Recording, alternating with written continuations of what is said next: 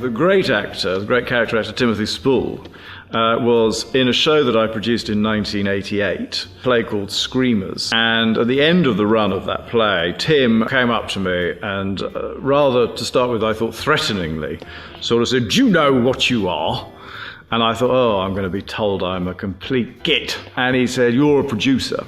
And that was the first person who ever told me that I was a producer. I don't think I still, at that point, knew exactly what it was. But I thought, well, that'll do. I'll put that on the door. Producer. Two rather controversial productions which I put on. One was Trainspotting, an adaptation of Irvine Welsh's novel before it became a movie. And the other one was the rather controversially named Shopping and Fucking by Mark Raven. It certainly landed me in the West End with a bang because they were both quite controversial shows. Having lived in Gloucestershire for 20 years, firstly as a weekend house and then slowly was gravitating down here and spending more and more time here, I was clearly looking for a challenge that was, not away from the theatre, but away from just putting on shows in London. A lot of my touring shows had come to this theatre in the way that they would go to any other theatre around the country.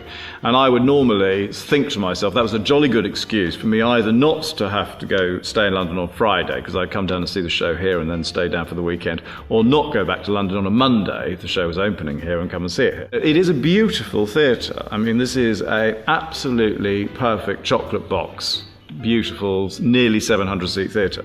But I got very cross from people from the other side of the county, sort of on my side, which was sort of Tetbury sort of way.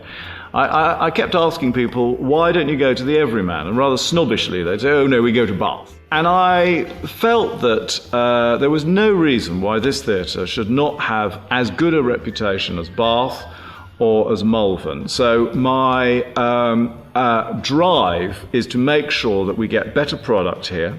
We get shows that come here either directly from the West End or before they go into the West End. I want to attract higher caliber actors here.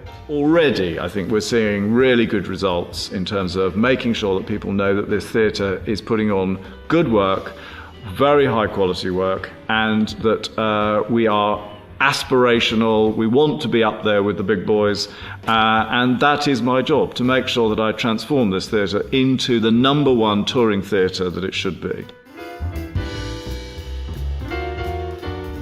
I think that I would have gone mad if I hadn't have moved to Gloucestershire. I know that there is a rather dubious expression, he who is tired of London is tired of life.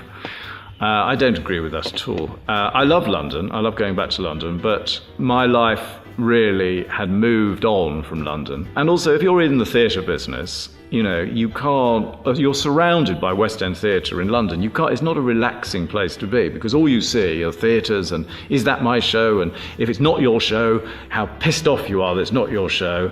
I was very lucky about 20 years ago, bought a very small cottage down here in Chelford. Then we moved to Sapperton and now I live in Painswick. I absolutely adore the countryside. I have horses. I love the people. I am extremely happy here, and I think I have been very, very privileged to be able to live in such beautiful countryside, and I enjoy it immensely.